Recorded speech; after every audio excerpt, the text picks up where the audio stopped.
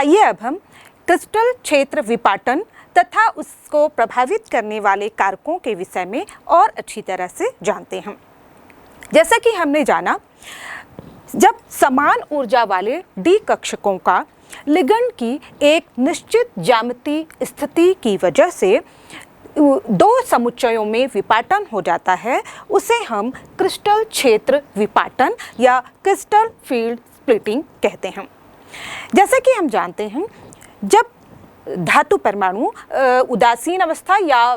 Free अवस्था में होती है तो उस समय इसके सभी डी ऑर्बिटलों की ऊर्जा समान होती है। लेकिन जब धातु कॉम्प्लेक्स का निर्माण करती है तब यह लिगंड क्षेत्र में आ जाती है। और हम यहाँ जानते हैं कि लिगंड के जो इलेक्ट्रॉन पेयर्स हैं तथा डी ऑर्बिटल के जो इलेक्ट्रॉन्स हैं, इनके बीच प्रतिकर्षण होता है। जब कॉम्प्लेक्स निर्माण के समय लिगंड धातु परमाणु से काफ़ी दूरी पर होता है तो उस समय डी ऑर्बिटलों की ऊर्जा में समान रूप से बढ़ती है, क्योंकि इनमें समान प्रतिकर्षण होता है। और इस स्थिति में यहाँ पर जो ऊर्जा होती है उसे हम बेरिसेंटर या औसत ऊर्जा कहते हैं। इसके बाद हम देखें कि जब लिगंड केंद्रीय धातु परमाणु के चारों ओर एक निश्चित ज्यामितीय स्थिति पर उपस्थित हो जाता है, उस समय यह दो संभावना हो सकती हैं। यदि यहाँ पर लिगंड के ऑर्बिटल्स या तथा केंद्रीय धातु परमाणु के जो ऑर्बिटल्स हैं, दोनों एक ही एक्सिस पर होते हैं, एक दूसरे के आमने सामने होते हैं, तो इस स्थिति में यहाँ पर रिपल्सन ज़्यादा होता है, प्रतिकर्षण ज़्यादा होता है तथा ऑर्बिटलों की ऊर्जा में ज़्यादा वृद्धि होती है। और यदि लिगंड्स एक्सिस पर होते हैं तथा डी ऑर्बिटल्स के लोब्स एक्सिस के मध्य पर होते हैं, यानी कि दोनों आमने सामने नहीं होते हैं, इस स्थिति में रिपल्सन की सीमा कम होती है और ऑर्बिटलों की ऊर्जा में कम वृद्धि होती है या उनकी ऊर्जा कम हो जाती है। जो बेरिसेंटर है उसकी तुलना में उनकी ऊर्जा कम हो जाती है। तो इस स्थिति में हम देखें कि यहाँ पर अलग अलग जो संकुल होते हैं या जो ज्यामितीय संरचना होती है, जैसे कि अष्टफल की संरचना। अष्टफल की संरचना में हम जानते हैं कि जो डी ऑर्बिटल होते हैं उसमें ये सभी प्लेन पर एक्सिस पर उपस्थित होते हैं। और यहाँ पर हम देखें तथा लिगंड भी यहाँ पर जो ऑक्टाहेड्रल है उसके वर्टेक्स पर किनारों पर स्थित होते हैं।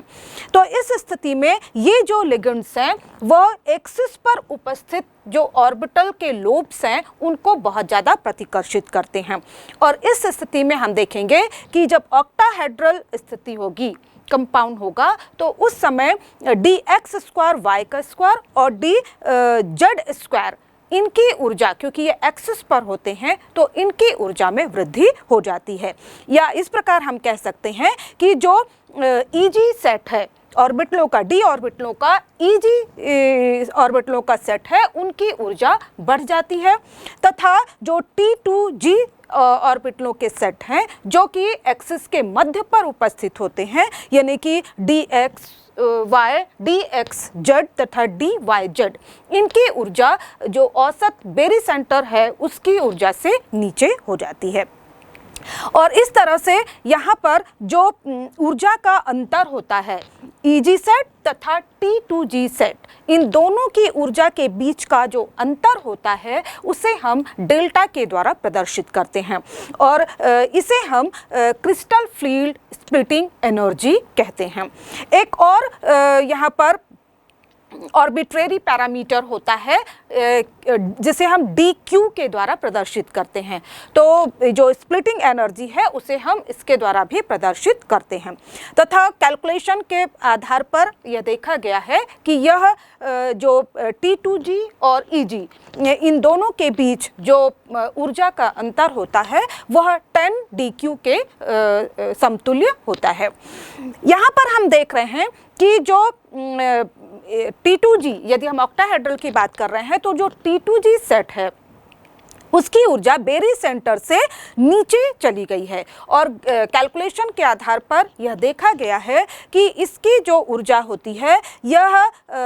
2/5 डेल्टा ऑक्टाहेड्रल के समतुल्य होती है। यानी कि जो नीचे वाले T2G सेट होते हैं उनकी जो ऊर्जा होती है उसमें से 2/5 डेल्टा ऑक्टाहेड्रल, या हम इसे कह सकते हैं 0.4 डेल्टा ऑक्टाहेड्रल के बराबर नीचे चली जाती है।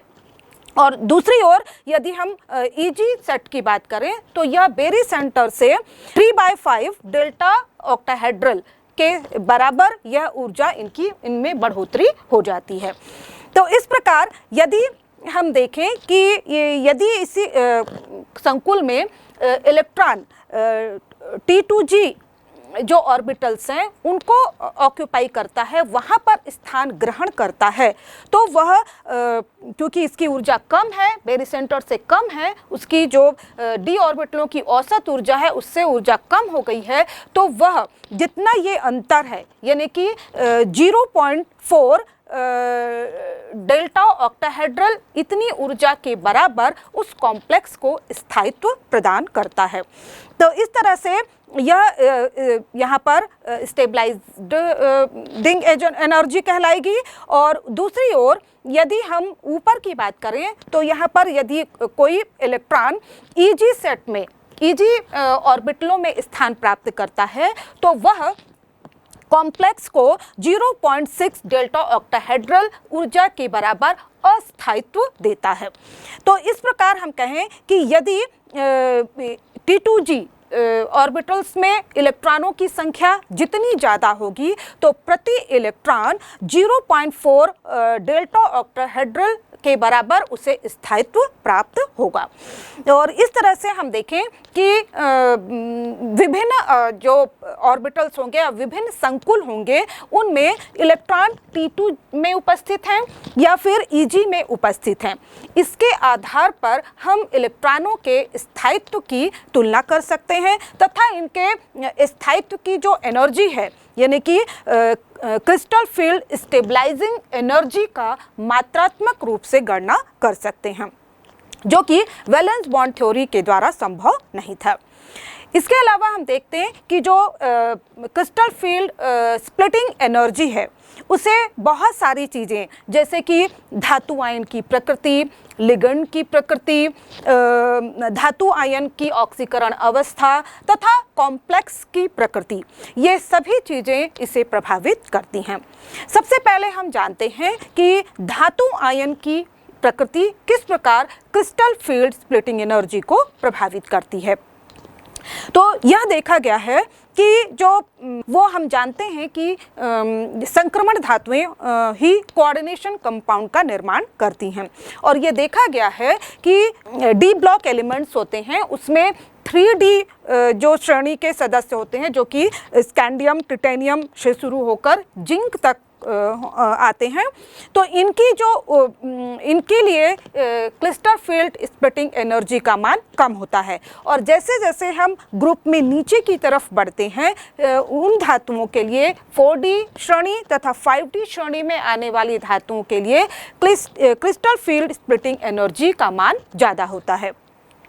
इसी तरह से देखा गया है कि जो भारी धातुएं होती हैं उनकी क्रिस्टल फील्ड स्प्लिटिंग एनर्जी का मान ज़्यादा होता है जबकि हल्की धातुओं के लिए इनका मान कम होता है। जैसे हम कॉपर और सिल्वर की तुलना करें तो कॉपर वाले जो संकुल होंगे उसमें क्रिस्टल फील्ड स्प्लिटिंग एनर्जी का मान कम होगा जबकि सिल्वर का जो कॉम्प्लेक्स कंपाउंड होगा उसके लिए क्रिस्टल फील्ड स्प्लिटिंग एनर्जी जो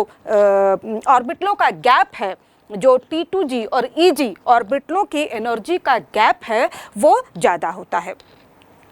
दूसरी ओर हम देखें कि केंद्रीय धातु परमाणु की ऑक्सीकरण अवस्था ये भी क्रिस्टल फील्ड स्प्लिटिंग एनर्जी को प्रभावित करती है। यह देखा गया है कि जो क्रिस्टल फील्ड स्प्लिटिंग एनर्जी होती है वह केंद्रीय धातु परमाणु की ऑक्सीकरण संख्या के समानुपाती होती है। यदि ऑक्सीकरण संख्या ज़्यादा है तो समान लिगेंड वाले कॉम्प्लेक्स होने पर भी उसके लिए जो ऑक्सीकरण अधिक संख्या रखती है उस धातु के लिए क्रिस्टल फील्ड स्प्लिटिंग एनर्जी का मान ज़्यादा होता है। जैसे कि हम यहाँ पर उदाहरण ले सकते हैं हेक्सासाइनोफेरेट 4- आयन, और दूसरा उदाहरण हम ले सकते हैं हेक्सासाइनोफेरेट 3- आयन। यहाँ पर जो कॉम्प्लेक्स में 4- आयन है वहाँ पर हम जानते हैं कि जो आयरन की ऑक्सीकरण अवस्था है वह +2 है, जबकि जो कॉम्प्लेक्स में 3- चार्ज दिख रहा है यहाँ पर हम देखें कि आयरन की ऑक्सीकरण अवस्था +3 है। तो यहाँ पर हम देखेंगे कि जो +3 कॉम्प्लेक्स है जिसमें कि आयरन की ऑक्सीकरण अवस्था +3 है, उसमें जो क्रिस्टल फील्ड स्प्लिटिंग एनर्जी होगी यानी कि जो T2G और EG के बीच जो गैप होगा वो ज़्यादा होता है। इसी तरह से विभिन्न धातुओं की उनकी बढ़ती हुई ऑक्सीकरण संख्या के आधार पर स्पेक्ट्रोकेमिकल सीरीज बनाई गई है। ये जो स्पेक्ट्रोकेमिकल सीरीज होती है वह विभिन्न लिगेंड्स तथा विभिन्न धातुओं के बने हुए भिन्न भिन्न कॉम्प्लेक्स कंपाउंड की एब्जॉर्प्शन स्पेक्ट्रम के आधार पर बनाई जाती है, और यह इसे प्रायोगिक तथ्यों के आधार पर निर्धारित किया जाता है। यहाँ पर हम देखें कि जैसे कि Mn2+ है, इसके लिए जो क्रिस्टल फील्ड स्प्लिटिंग एनर्जी है उसका मान कम होगा, उससे अधिक होगा निकेल 2+ के लिए, उससे अधिक कोबाल्ट 2+, फिर आयरन 2+ के लिए उससे अधिक होगा वेनेडियम 2+, फिर उससे अधिक होगा Fe3+। तो यहाँ पर हम देख रहे हैं Fe2+ के लिए इसका मान कम है, जबकि Fe3+ को सीरीज में दाईं ओर स्थान दिया गया है तो इसका मान इसके लिए ज़्यादा होता है। एक इसी तरह से यह भी देखा जाता है कि जो प्रायः प्लैटिनम 2+ और पैलेडियम 2+ होते हैं, यानी कि जो 4D और 5D के जो सदस्य होते हैं उनके लिए प्रायः जो सभी लिगेंड स्ट्रॉन्ग फील्ड लिगेंड की तरह कार्य करते हैं। इसके बाद हम देखते हैं क्रिस्टल फील्ड स्प्लिटिंग एनर्जी को प्रभावित करने वाला जो अगला कारक है वह है लिगेंड की प्रकृति।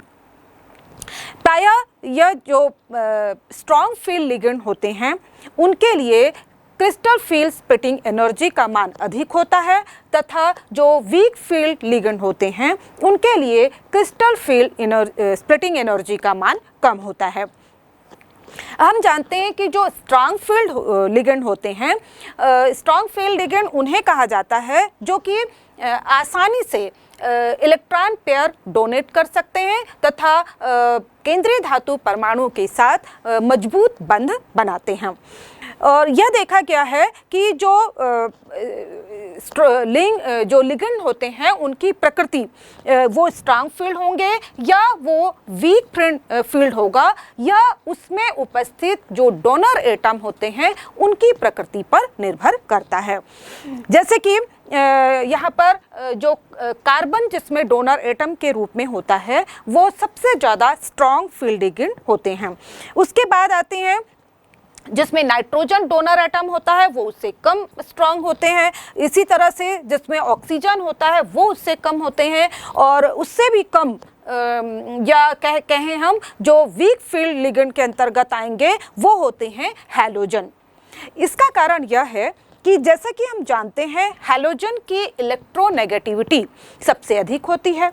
इलेक्ट्रोनेगेटिविटी अधिक होने की वजह से इसकी प्रवृत्ति इलेक्ट्रॉनों को खींचकर अपनी ओर आकर्षित करने की होती है,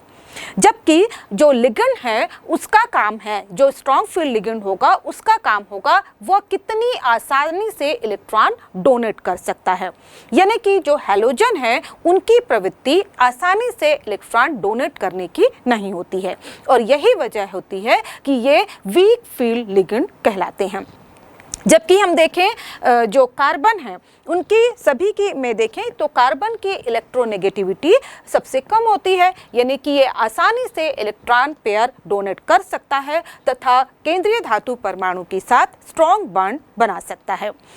तो इस आधार पर भी लिगेंड्स की भी स्पेक्ट्रो केमिकल सीरीज बनी हुई है, जिसके अंतर्गत जो वीक फील्ड लिगेंड हैं उन्हें बाईं ओर रखा जाता है और क्रम में, तथा जो स्ट्रॉन्ग फील्ड लिगेंड हैं उन्हें क्रम में दाईं ओर रखा जाता है।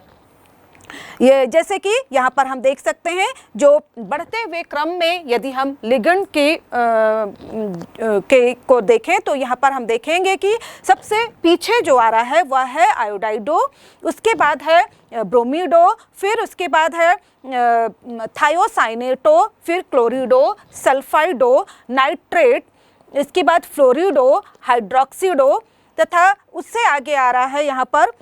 एसीटेटो, और उसके बाद है ऑक्सिलेटो, तथा उसके बाद आ रहा है यहाँ पर जल। यानी कि जल के पहले बाहर बाईं ओर आने वाले जो लिगेंड्स हैं वे वीक फील्ड लिगेंड्स हैं, तथा इसके बाद आने वाले जो लिगेंड्स हैं जैसे आइसोथायोसाइनेटो, जहाँ पर नाइट्रोजन डोनर एटम की तरह है। इसके बाद आते हैं एमीन, तथा उसके बाद है पेरिडीन, फिर उसके बाद आगे आते हैं, इनका क्रम है, ऑर्डर है इथिलीन डाइएमीन, उसके बाद है बाइपेरिडीन, उससे आगे आते हैं यहाँ पर नाइट्रो, तथा उसके आगे है यहाँ पर साइनाइडो, तथा सबसे आगे या कह लें हम, या जो ऑर्डर में सबसे ऊपर आ रहा है जो स्ट्रॉन्ग फील्ड लिगेंड है वह है कार्बोनिल। तो यहाँ पर हम देख रहे हैं कि विभिन्न जो लिगेंड्स हैं उनका भी स्पेक्ट्रोकेमिकल सीरीज में के आधार पर यहाँ पर इनका वरीयता क्रम बनाया गया है। तो जब वहाँ पर कंपाउंड में या कॉम्प्लेक्स में जब स्ट्रॉन्ग फील्ड लिगेंड उपस्थित होता है तो उस समय जो विपाटन है T2G और EG के मध्य जो विपाटन है वो अधिक होता है, जबकि जब वीक फील्ड लिगेंड उपस्थित होते हैं तो उस समय T2G और EG जो ऑर्बिटल्स हैं उनके बीच जो गैप ज़्यादा होता है, यानी कि उसमें विपाटन अधिक होता है। इसके बाद हम देखें कि जो कॉम्प्लेक्स की प्रकृति है वह भी यहाँ पर क्रिस्टल फील्ड स्प्लिटिंग एनर्जी को प्रभावित करती है। जैसे कि यहाँ पर हम देख रहे हैं ऑक्टाहेड्रल कॉम्प्लेक्स जो अष्टफलकीय संकुल होते हैं। हम जानते हैं कि यहाँ पर लिगेंड्स की संख्या 6 होती है, और चूंकि लिगेंड्स 6 होंगे तो वो जितने ज़्यादा लिगेंड होंगे उतने ज़्यादा वो केंद्रीय धातु परमाणु के ऑर्बिटलों को, उनके इलेक्ट्रॉनों को रिपल करेंगे, और जितना ज़्यादा रिपल्सन होगा उतना ज़्यादा यहाँ पर जो गैप होगा T2G और EG के बीच जो गैप होगा वो उतना ज़्यादा होता है। दूसरी ओर यदि हम टेट्राहेड्रल कॉम्प्लेक्स को लें तो वहाँ पर हम देखेंगे कि जो स्प्लिटिंग होती है वो कम होती है, क्योंकि यहाँ पर लिगेंड्स की संख्या 4 ही होती है। इस प्रकार देखा गया है कि जो यदि हम टेट्राहेड्रल कॉम्प्लेक्सेस तथा यदि हम ऑक्टाहेड्रल कॉम्प्लेक्सेस के बीच यदि हम क्रिस्टल फील्ड स्प्लिटिंग एनर्जी की तुलना करें तो यहाँ पर डेल्टा T यानी कि crystal field splitting energy in tetrahedral complexes ये बराबर होती है 4/9 डेल्टा ऑक्टाहेड्रल के। तो इस तरह से यहाँ पर हम देख रहे हैं कि यदि हम इसको पॉइंट में लें तो ये लगभग 0.45 के बराबर आता है, यानी कि जो ऑक्टाहेड्रल कॉम्प्लेक्सेस होते हैं उनमें क्रिस्टल फील्ड स्प्लिटिंग एनर्जी का जो मान होता है वह टेट्राहेड्रल कॉम्प्लेक्सेस की तुलना में लगभग दुगना होता है। तो इस तरह से हम देखते हैं कि जो क्रिस्टल क्षेत्र विपाटन है वह भिन्न भिन्न कारकों पर निर्भर करता है। आइए अब हम देखते हैं कि अष्टफलकीय क्षेत्रों में तथा जो चतुष्फलकीय एवं वर्ग समतलीय संकुलों में क्रिस्टल क्षेत्र विपाटन किस प्रकार से होता है।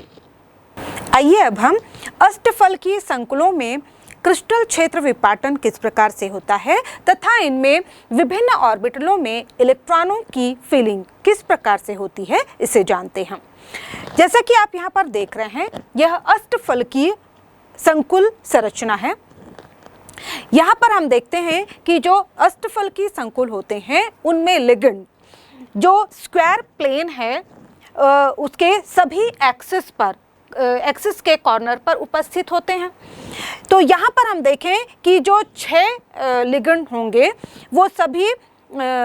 एक्स एक्सिस, वाई एक्सिस तथा जेड एक्सिस पर उपस्थित होते हैं। और इस तरह से उपस्थित होने पर यहाँ पर हम जानते हैं कि जो डी ऑर्बिटल के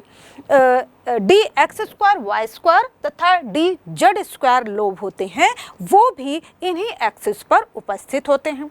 इसलिए इन्हीं ऑर्बिटलों पर उपस्थित इलेक्ट्रॉन तथा लिगेंड के इलेक्ट्रॉनों के बीच रिपल्सन अधिक होगा और इस वजह से यहाँ पर जो डी स्क्वायर, डी एक्स का स्क्वायर, वाई का स्क्वायर तथा डी जेड का स्क्वायर जो ऑर्बिटलों का सेट है जिसे हम ईजी सेट कहेंगे, उसकी ऊर्जा जो बैरिसेंटर से अधिक हो जाएगी, जबकि बाकी के जो 3 लोब हैं और जो 3 ऑर्बिटलों के सेट हैं यानी कि जो T2G सेट हैं जिसमें d x y, d x z तथा डी वाई जेड आते हैं, इनकी ऊर्जा बैरिसेंटर की ऊर्जा से नीचे चली जाएगी यानी कि इनकी ऊर्जा कम हो जाएगी।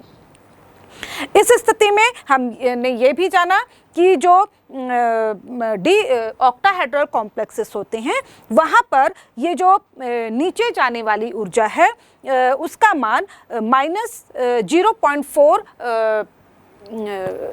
डेल्टा ऑक्टाहेड्रल के बराबर होता है तथा जो ऊपर वाले जो ईजी सेट हैं उनकी ऊर्जा जो अधिक होती है वह 0.6 डेल्टा ऑक्टाहेड्रल के बराबर इसकी ऊर्जा में वृद्धि होती है। इस तरह से अब यहाँ पर जब इलेक्ट्रॉनों की फीलिंग होगी तो निश्चित रूप से जो इलेक्ट्रॉन होंगे वो सबसे पहले नीचे या कम ऊर्जा वाले ऑर्बिटलों में प्रवेश करेंगे। तो इस तरह से अब हम देखते हैं कि यहाँ पर जो अष्टफलकीय संकुलों में इस प्रकार का विपाटन होता है जिसमें कि ईजी सेट ऑफ ऑर्बिटल्स की ऊर्जा अधिक होती है तथा T2G जो सेट ऑफ ऑर्बिटल्स हैं उनकी ऊर्जा कम होती है। तो यहाँ पर इलेक्ट्रॉनों की फीलिंग किस प्रकार से होगी। सबसे पहले हम देखते हैं कि यदि हमारे पास D1 कॉन्फ़िगरेशन है, जैसे कि हम 3D श्रेणी में ले सकते हैं स्कैंडियम, है ना। स्कैंडियम का जो कॉन्फ़िगरेशन होता है उसमें उसके डी ऑर्बिटल में 1 इलेक्ट्रॉन होता है। तो यहाँ पर 2 कंडीशन हो सकती हैं, यदि हमारे पास वीक फील्ड लिगेंड हो और यदि हमारे पास स्ट्रॉन्ग फील्ड लिगेंड हो। यदि हमारे पास यहाँ पर हम देखें कि वीक फील्ड लिगेंड है तो भी इलेक्ट्रॉन पहले कम ऊर्जा वाले ऑर्बिटल में यानी कि T2G ऑर्बिटल के में प्रवेश करेगा और इस स्थिति में हम देखें कि जो हाइब्रिडाइजेशन होगा, क्योंकि यहाँ पर जो आंतरिक ऑर्बिटल डी ऑर्बिटल यहाँ पर उपस्थित है, इसलिए यहाँ पर जो संकरण की क्रिया संकरण होगा वह D2sp3 प्रकार का होगा। साथ ही चूंकि यहाँ पर 1 इलेक्ट्रॉन है और वह अयुग्मित है, इसलिए यहाँ पर जो कॉम्प्लेक्स होगा वह उसे हम हाई स्पिन कॉम्प्लेक्स कहेंगे तथा साथ ही क्योंकि यहाँ पर जो डी ऑर्बिटल है वो अंदर वाला जो इनर n-1 डी ऑर्बिटल खाली है और उसका उपयोग किया गया है, इसलिए हम इसे इनर ऑर्बिटल कॉम्प्लेक्स कह सकते हैं। साथ ही साथ हम देखें क्योंकि यहाँ पर 1 इलेक्ट्रॉन है अनपेयर्ड और इसलिए इसका जो मैग्नेटिक प्रॉपर्टी होगी वह यह पैरामैग्नेटिक कैरेक्टर का होगा। साथ ही अब हम देखें कि यहाँ पर कुल इस जो संकुल की क्रिस्टल फील्ड स्टेबलाइजेशन एनर्जी कितनी होगी, यानी कि इस संकुल का स्थायित्व कितना होगा। तो यहाँ पर चूंकि 1 ही इलेक्ट्रॉन है और जो कि T2G सेट में उपस्थित है और यह 1 इलेक्ट्रॉन यहाँ पर जो प्रत्येक इलेक्ट्रॉन होगा वो 0.4 डेल्टा ऑक्टाहेड्रल का स्थायित्व प्रदान करेगा। तो इस तरह से इस संकुल की जो क्रिस्टल फील्ड स्टेबलाइजेशन एनर्जी होगी वह होगी -0.4 डेल्टा ऑक्टाहेड्रल, या जिसे हम -4 DQ भी कह सकते हैं। दूसरी ओर यदि हम देखें कि यहाँ पर स्ट्रॉन्ग फील्ड लिगेंड है, तब भी हम यहाँ पर देखेंगे कि जो पहला इलेक्ट्रॉन होगा वह निम्न ऊर्जा में ही प्रवेश करेगा। तो इस प्रकार से हम देखें कि यहाँ पर D1 यदि कॉन्फ़िगरेशन है तो वहाँ पर संकुल का जो संरचना होगी, कॉम्प्लेक्स होगा, वह दोनों में कॉन्फ़िगरेशन दोनों में एक बराबर होगा। इसके बाद हम देखते हैं यदि हमारे पास D2 कॉन्फ़िगरेशन है तो उस समय भी यहाँ पर हम देखें कि दोनों में ही जो इलेक्ट्रॉन होंगे वो T2G में ही प्रवेश करेंगे, और इस स्थिति में भी जो दोनों में संकरण होगा, चाहे वीक फील्ड लिगेंड उपस्थित हो या फिर स्ट्रॉन्ग फील्ड लिगेंड उपस्थित हो, वहाँ पर भी संकरण D2sp3 प्रकार का ही होगा, क्योंकि यहाँ पर n-1d ऑर्बिटल अभी खाली हैं। और यहाँ पर जो क्योंकि दो अनपेयर्ड इलेक्ट्रॉन होंगे इसलिए ये हाई स्पिन संकुल होंगे, और साथ ही साथ क्योंकि यहाँ पर n-1d ऑर्बिटल का उपयोग हुआ है इसलिए इसे हम इनर ऑर्बिटल कॉम्प्लेक्स कहेंगे। अब आती है यहाँ पर स्टेबलाइजेशन एनर्जी की। तो यहाँ पर चूंकि दो इलेक्ट्रॉन हैं इसलिए जो पहले की तुलना में एक इलेक्ट्रॉन की तुलना में स्टेबलाइजेशन एनर्जी दुगनी हो जाएगी। तो यहाँ पर हम इसका 2 से गुणा कर देते हैं, -0.4 × 2, और इस तरह से ये हो जाएगा 0.8 डेल्टा ऑक्टाहेड्रल, या फिर हम इसे कह सकते हैं -8 DQ के बराबर होगी। इसी तरह से जब D3 कॉन्फ़िगरेशन होगा तब भी दोनों में समान विन्यास पाया जाएगा, और इस स्थिति में यहाँ पर जो D3 स्थिति में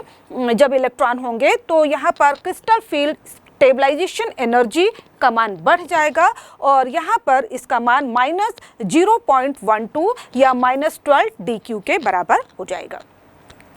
अब जब हमारे पास D ऑर्बिटल्स में 4 इलेक्ट्रॉन उपस्थित हैं, यानी कि D4 कॉन्फ़िगरेशन यदि हमारे पास उपस्थित है, इस स्थिति में जो चौथा इलेक्ट्रॉन के 2 संभावनाएं, चौथा जो इलेक्ट्रॉन है उसके भरने की 2 संभावनाएं हो सकती हैं। एक तो ये कि ये पहले से जो 3 इलेक्ट्रॉन T2G में उपस्थित हैं उनमें जाकर पेयरिंग कर ले, या फिर ये ऊपर वाले जो उच्च ऊर्जा वाले जो EG set of electron set हैं, ऑर्बिटल्स हैं, उनमें ये जाकर प्रवेश करे। तो अब यहाँ पर यदि ये पेयरिंग करता है T2G में तो उसके लिए पेयरिंग एनर्जी खर्च करनी, इलेक्ट्रॉन की पेयरिंग के लिए जो एनर्जी होगी वो खर्च करनी पड़ेगी। और यदि यदि ये ऊपर EG सेट में जाता है तो वहाँ पर जो पेयरिंग एनर्जी है उसके खर्च से ये बच सकता है। लेकिन यहाँ पर इलेक्ट्रॉन T2G में रहेगा या फिर EG में जाएगा, ये इस बात पर निर्भर करता है कि यहाँ पर जो डेल्टा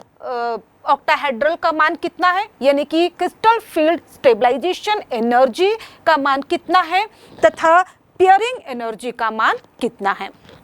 यानी कि CFST crystal field stabilisation energy delta octahedral तथा P के तुलनात्मक परिणाम पर यह निर्भर करेगा। और इस तरह से इसको निर्धारित करने के लिए हमें जो इसको निर्धारित करने का कार्य है वो लिगेंड के द्वारा किया जाएगा। अब यहाँ पर यदि जो लिगेंड है वीक फील्ड लिगेंड होगा तो कॉन्फ़िगरेशन अलग प्रकार से होगा, और यदि स्ट्रॉन्ग फील्ड लिगेंड होगा तो कॉन्फ़िगरेशन अलग प्रकार से होगा। यदि हमारे पास D4 कॉन्फ़िगरेशन के लिए यदि वीक फील्ड लिगेंड है तो यहाँ पर हम देखें कि जब वीक फील्ड लिगेंड होगा तो जो स्प्लिटिंग होगी T2G और EG के मध्य जो स्प्लिटिंग होगी वह ज़्यादा नहीं होगी, और स्प्लिटिंग कम होने की वजह से जो चौथा इलेक्ट्रॉन है वह आसानी से EG ऑर्बिटलों में जंप कर जाएगा। और इस स्थिति में जब जो इलेक्ट्रॉन है जो कॉन्फ़िगरेशन होगा वो T2G में 3 इलेक्ट्रॉन होंगे तथा Eg में 1 इलेक्ट्रॉन होंगे। और इस स्थिति में हम देखें कि जो हाइब्रिडाइजेशन होगा, क्योंकि अब यहाँ पर Eg सेट में 1 इलेक्ट्रॉन पहुँच चुका है और अब यहाँ पर जो n-1 d ऑर्बिटल रिक्त नहीं है, इसलिए यहाँ पर जो हाइब्रिडाइजेशन होगा वो sp3d2 प्रकार का हाइब्रिडाइजेशन होगा।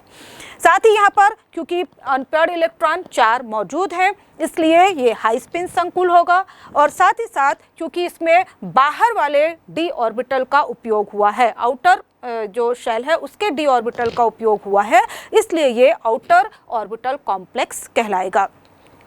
और यदि हम इसके लिए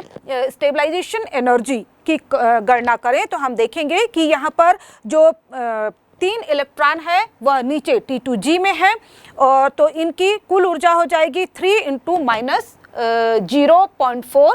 और चूंकि 1 इलेक्ट्रॉन यहाँ पर ऊपर Eg सेट में मौजूद है और उसके लिए जो उसकी जो ऊर्जा है वह होगी 0.6। तो इनको जब हम प्लस करते हैं तो हमें जो ऊर्जा प्राप्त होती है वो होती है -0.18। दूसरी ओर यदि यहाँ पर हमारे पास स्ट्रॉन्ग फील्ड लिगेंड है तो स्ट्रॉन्ग फील्ड लिगेंड में हम देखेंगे कि यहाँ पर जो स्प्लिटिंग होगी T2G और Eg के मध्य वो अधिक होगी, और इस तरह से यहाँ पर उसकी तुलना में जो पेयरिंग एनर्जी होगी उसका मान कम होगा। तो इलेक्ट्रॉन T2G से Eg में न जाकर T2G में पहले से उपस्थित जो इलेक्ट्रॉन है उनके साथ पेयरिंग कर लेगा। और इस तरह से यहाँ पर चूंकि अभी भी जो d orbital, inner orbital n-1 d orbital अभी भी रिक्त हैं, इसलिए यहाँ पर जो हाइब्रिडाइजेशन होगा वह होगा D2sp3 प्रकार का। साथ ही यहाँ पर हम देखें कि जो इलेक्ट्रॉन यहाँ पर अभी अनपेयर्ड इलेक्ट्रॉन मौजूद हैं, इसलिए यह भी हाई स्पिन संकुल होगा। लेकिन यहाँ पर जो ऑर्बिटल है वह आंतरिक कक्षक के d ऑर्बिटल उपयोग में आए हुए हैं, इसलिए यह इनर ऑर्बिटल कॉम्प्लेक्स होगा। इस तरह से हम देखें कि इनकी स्टेबलाइजेशन एनर्जी कितनी होगी। तो चूंकि यहाँ पर चारों इलेक्ट्रॉन अभी T2G में उपस्थित हैं, इसलिए इनकी जो स्टेबलाइजेशन एनर्जी होगी वह -0.4 × 4 यानी कि -0.16 डेल्टा ऑक्टाहेड्रल के बराबर होगी। लेकिन चूंकि यहाँ पर एक इलेक्ट्रॉन की अभी पेयरिंग हुई है, इसलिए इसमें पेयरिंग एनर्जी भी जोड़नी होगी, यानी कि यहाँ पर जो कुल एनर्जी होगी वो -16 dq + 1t के बराबर होगी। इसी तरह से यदि हम देखें कि अब हमारे पास D5 कॉन्फ़िगरेशन है तो वहाँ पर इलेक्ट्रॉनों का वितरण किस प्रकार से होगा। D5 कॉन्फ़िगरेशन में भी हम देखेंगे यदि लिगेंड वीक फील्ड लिगेंड है तो इस स्थिति में जो स्प्लिटिंग होगी वह कम होगी, यानी कि क्रिस्टल फील्ड स्प्लिटिंग एनर्जी का मान पेयरिंग एनर्जी की कंपेयर में कम होगा, और इसलिए इलेक्ट्रॉन T2G में जाकर पेयरिंग न करके यह ऊपर Eg सेट में चला जाएगा। और इस स्थिति में हम देखें कि जो कॉन्फ़िगरेशन होगा वह चूंकि यहाँ पर भी अभी n-1 d ऑर्बिटल रिक्त नहीं है, इसलिए जो हाइब्रिडाइजेशन होगा वह sp3d2 के बराबर होगा। यहाँ पर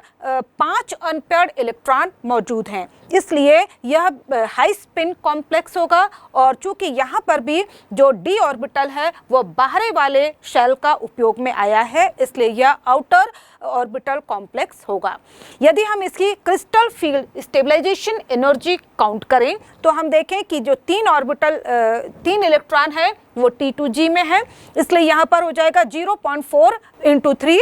यानी कि और साथ ही साथ चूँकि 2 इलेक्ट्रॉन यहाँ पर Eg में उपस्थित हैं तो ये हो जाएगा +0.6 × 2। और इस तरह से जब हम इसे कैलकुलेट करेंगे तो प्लस और माइनस मिलाकर हमारे पास मिल जाएगा 0 डेल्टा ऑक्टाहेड्रल, या हम कह सकते हैं 0 dq। इसी तरह से अब यहाँ पर चूंकि 5 अनपेयर्ड इलेक्ट्रॉन हैं, इसलिए यह पैरामैग्नेटिक नेचर का होगा। दूसरी ओर यदि इस स्थिति में हमारे पास स्ट्रॉन्ग फील्ड लिगेंड उपस्थित है तो यहाँ पर इलेक्ट्रॉन Eg में न जाकर T2G में ही पेयरिंग करेगा और इस तरह से हमारे पास जो यहाँ पर हाइब्रिडाइजेशन होगा वह D2sp3 प्रकार का होगा। और चूंकि यहाँ पर अभी भी एक इलेक्ट्रॉन इसके पास अनपेयर्ड है इसलिए यह भी हाई स्पिन संकुल होगा। साथ ही साथ क्योंकि यहाँ पर अभी भी n-1d ऑर्बिटल प्रेजेंट था और इसीलिए यहाँ पर जो कॉम्प्लेक्स होगा वह इनर ऑर्बिटल कॉम्प्लेक्स कहलाएगा।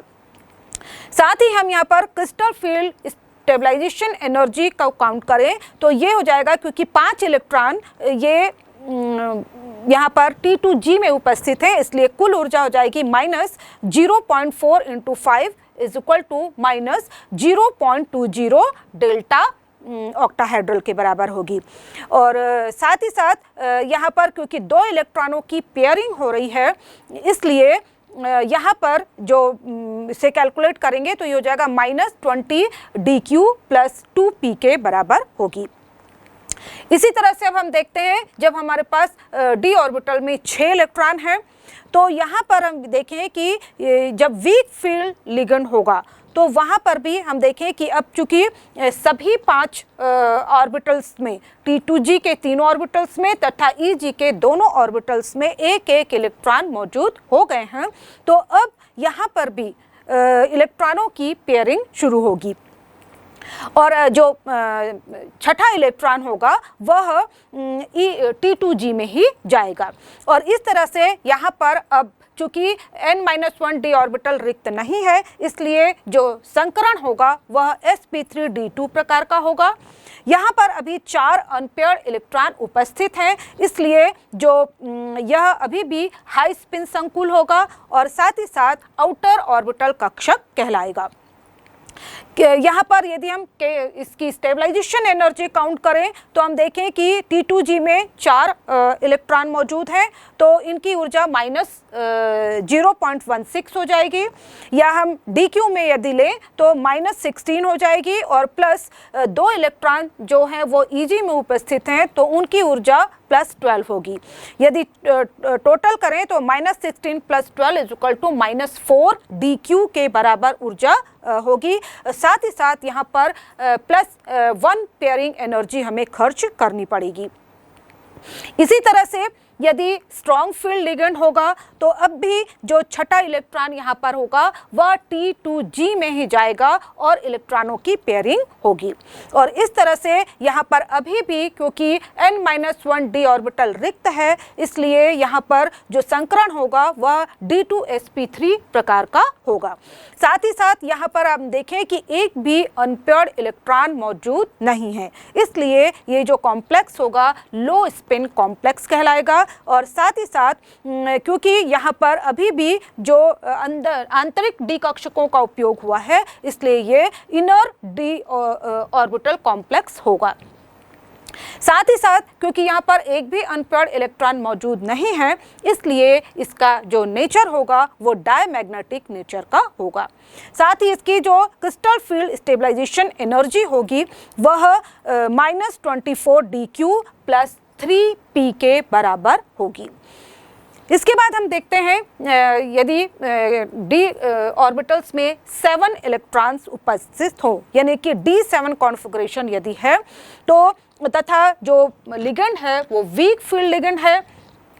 तो हम यहाँ पर देखेंगे कि अभी भी जो 7वां इलेक्ट्रॉन होगा वह भी T2G में जाएगा और इलेक्ट्रॉनों की पेयरिंग होगी। और साथ ही साथ यहाँ पर जो संकरण होगा पुनः sp3d2 प्रकार का होगा। यह हाई स्पिन संकुल होगा तथा आउटर ऑर्बिटल कॉम्प्लेक्स कहलाएगा।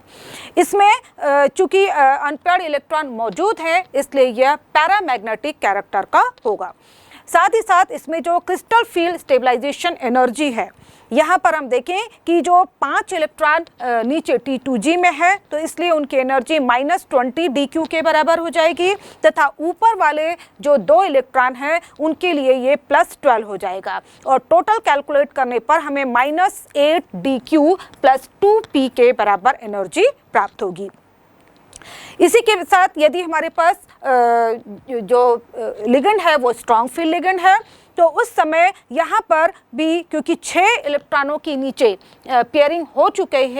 चुकी है, इसलिए 7वां इलेक्ट्रॉन अब यहाँ पर वह Eg में जंप करेगा, Eg में जाएगा। और इस तरह से यहाँ पर अब हम देख रहे हैं कि आंतरिक डी कक्षक उपस्थित नहीं है, इसलिए यहाँ पर जो संकरण होगा वह sp3d2 प्रकार का ही होगा।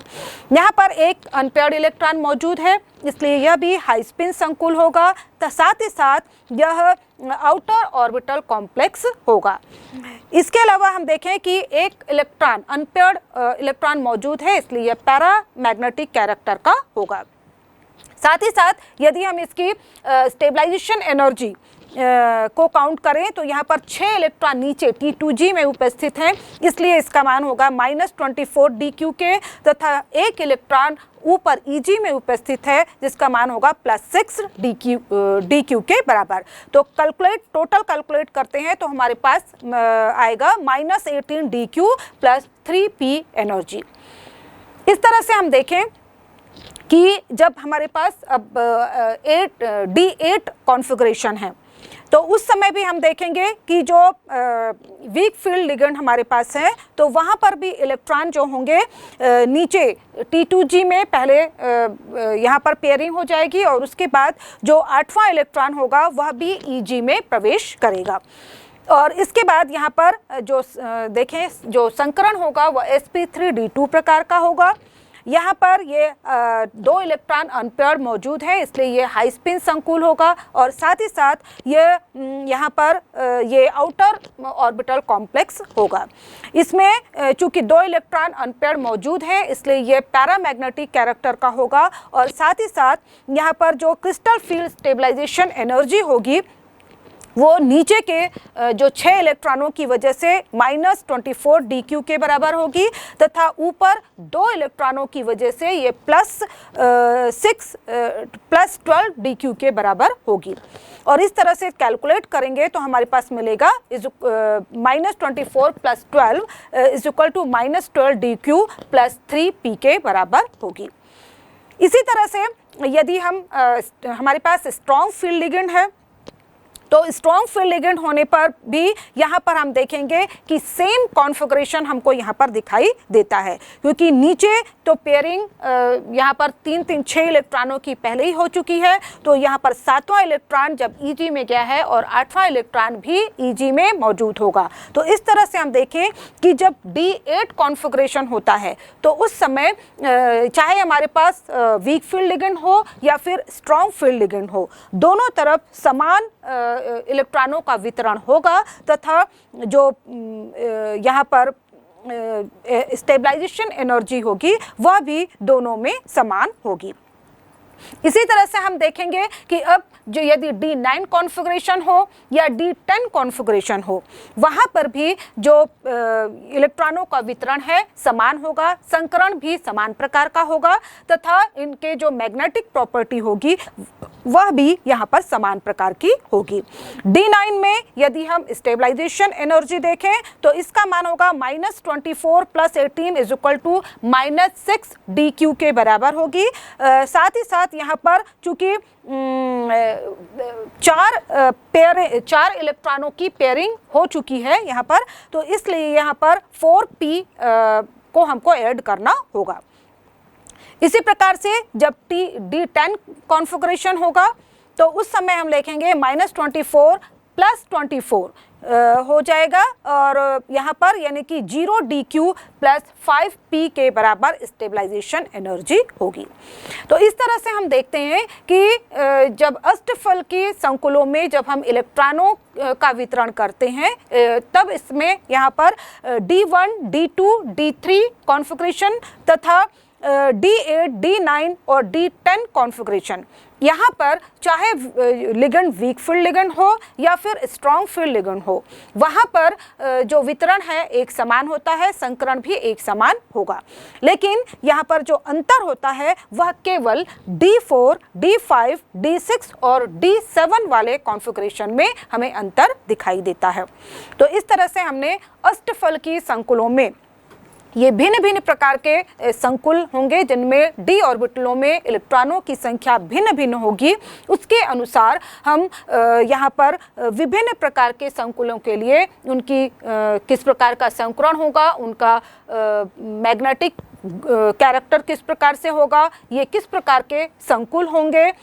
तथा इनकी स्टेबलाइजेशन एनर्जी किस प्रकार से होगी, इसकी गणना कर सकते हैं। इसके बाद हम देखते हैं चतुष्फलकीय संकुलों में क्रिस्टल क्षेत्र विपाटन किस प्रकार से होता है।